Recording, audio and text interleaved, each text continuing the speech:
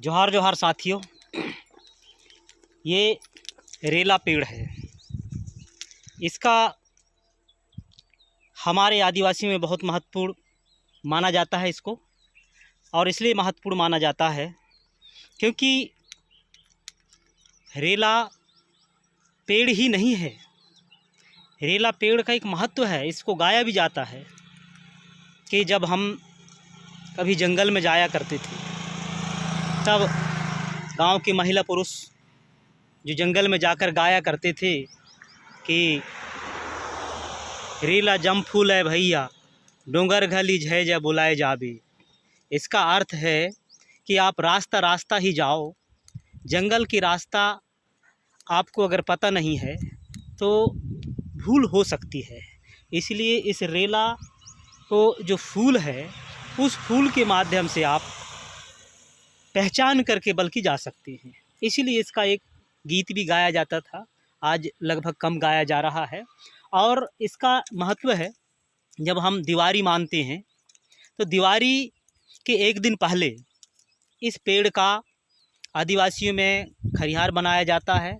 खलिहार में इसको मेढ़ी के रूप में गाड़ने के लिए, जहाँ सौ सैदा होता है, जहाँ अनाज की ज़्यादा एकत्रित माना जाता है, इसीलिए इसका एक मेढ़ी बनाया जाता है और उसको चरवाह के द्वारा जगवाया जाता है रात में।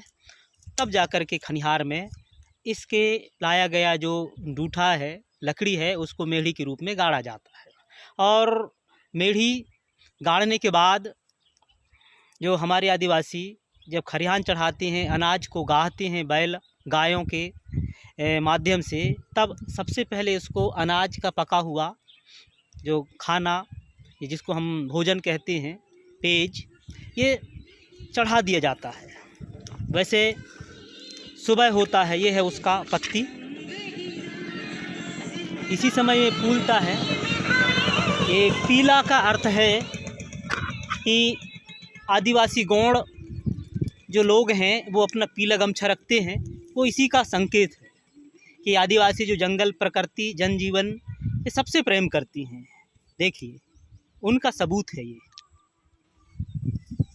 इसीलिए प्रकृति उनको पीला चीज़ देती है। माँ का जो पहला दूध बच्चा को जाता है तो वो भी पीला होता है।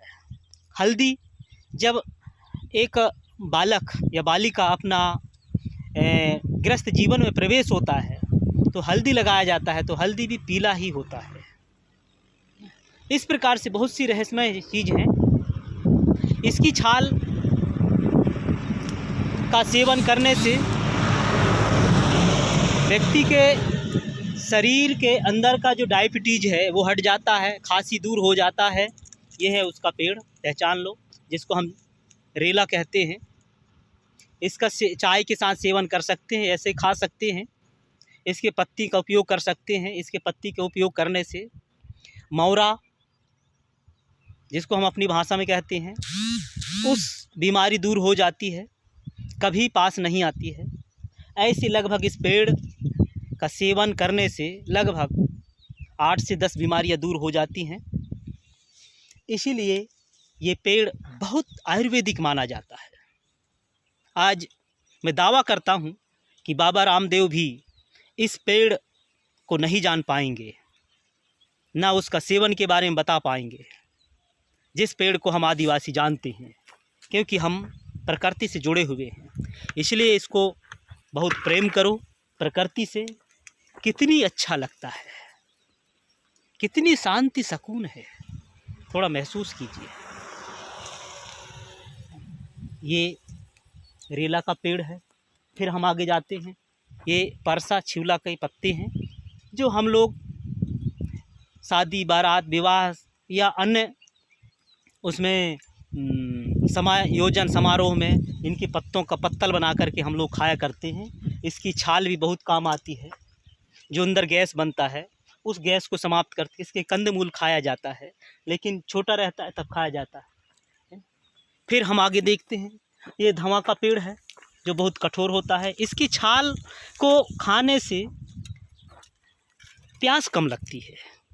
इसमें गाद उगता है, अभी उगा नहीं है, हम बचपन में बहुत खाया करते थे, अपने नानी के गांव जाया करते थे, जंगल में जाते थे। और इसके पेड़ का जो जड़ है वो जड़ शरीर को मजबूती देती है। ये है हमारी भाषा में बारहमासी, जिसके जड़ खाने से जो धूप लगता है, जिसको गर्मी की शिकायत होती है, वो समाप्त हो जाती है। लेकिन इनका उपयोग करना ऐसे नहीं जब तक किसी से सलाह ना लो। तो कि वैद्य से सलाह लीजिए। इसका कोई रीति रिवाज होता है, नियम होता है, विधि विधान होता है, और इस प्रकार से आप इसका उपयोग करें, प्रकृति से प्रेम करें। आप सभी को मैं डॉक्टर गौरी सिंह परती, असिस्टेंट प्रोफेसर, ये प्रकृति है। अन्य पेड़ हैं, लगभग यहाँ मुझे 99% पेड़ों की जानकारी है। जो 1% है, हो सकता है कि मुझे नहीं जानकारी हो या नहीं बताया गया हो। ये प्रकृति है, प्रेम कीजिए। जय जंगल। ये आ रहे हैं ऑटो, आप सभी को जोहार जोहार। जय जंगल, जंगल की देवता, जय जोहार। आपने मुझे शक्ति दी, इसके लिए मैं आपको सतमस्तक से नमन करता हूँ। जोहार जोहार।